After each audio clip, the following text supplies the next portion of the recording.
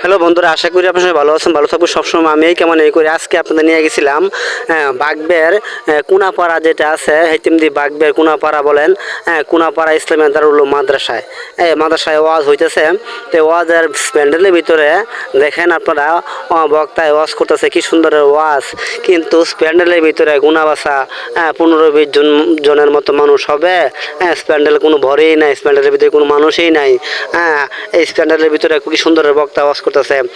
এই ওয়াজের ভিতরে প্যান্ডেলের ভিতরে কোনো মানুষই নাই। মানুষ কই গেছে গা? এই দেখেন এদিক দিয়ে মহিলাদের প্যান্ডেল করছে, এই দিক দিয়ে আলামিনের দোকান। একটু অন্ধকার লাইটিং মাইটিং দিলে সুন্দর হইতো, ভালো হইতো।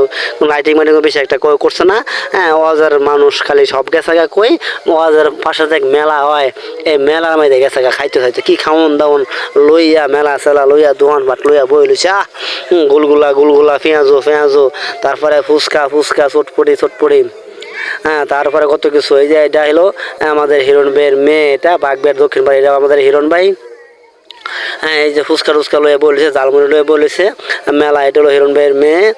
তারপরে হিরণ ভাইয়ের মেয়ের সাথে হিরণ ভাইয়ের ছেলেও আছে।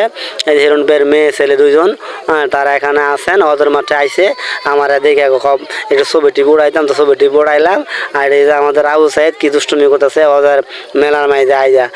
শাওন ফুলাবান চলবান আছে, আমাদের বাগবের ফুলাবান চলবান সব গেছে গা ওদের মাইজে, ওদের মেলার মাইজে গেছে গা। ওদের তো তাই না, ওদের নামে মেলার মাইজে গেছে গা। আচ্ছা কোন ছাউনি, এই আমরা যদি অজের বাইরে গিয়া নিজের ইমানামো ঠিক না করি, কথাবার্তা না শুনি, তাইলে কেমন হইব? আমার খবর তো আমাকেই যেমন লাগবো, আমার নিজের ইমানামন ঠিক করুন লাগবো।